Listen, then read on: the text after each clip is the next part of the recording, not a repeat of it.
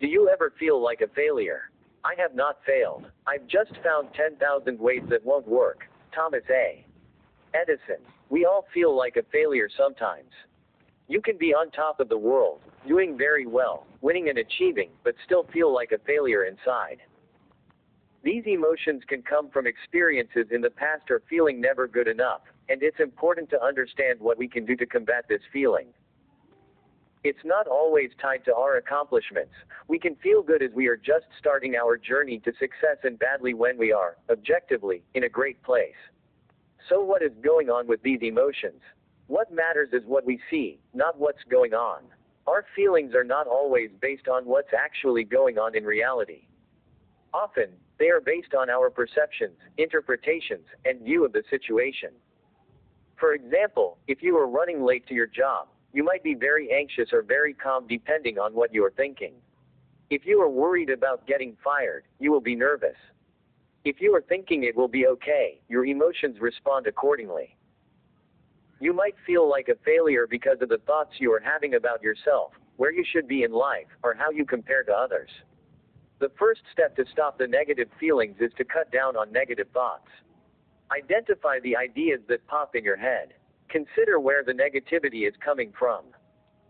Sometimes, we might be negatively disposed towards ourselves and feel badly about who we are because of a high level of perfectionism or other traits. But in many cases, the reasons we feel like a failure can be more specific. Ask yourself if the negative thoughts you have come from yourself or reflect things you have heard from family members, teachers, or other people from your past. If that's so, you can distinguish this inner voice and shut it down. You don't need to repeat the bad things someone once told you. Celebrate the positive.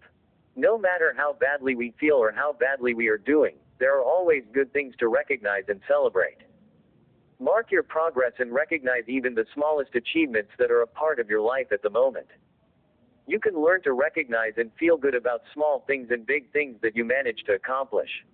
It's important to be aware of all the good that's happening. You can write them down, buy yourself a little treat when you find something to celebrate, or find another way to mark your milestones. At first, it might feel weird, and it might be tempting to quit because it's not a big deal. But if you learn to make it a bigger deal, you can feel the progress you are making. Reframe your mistakes. Not everything can be perfect. Actually, most things are not going to be. We always can make mistakes or miscalculations. We might not fully succeed or have everything happen just as we imagined. This can also contribute to the feelings of failure. Learning to reframe the way we see these situations can make a huge difference in this regard. You can reframe the way you see mistakes. Look at them as opportunities to learn and grow.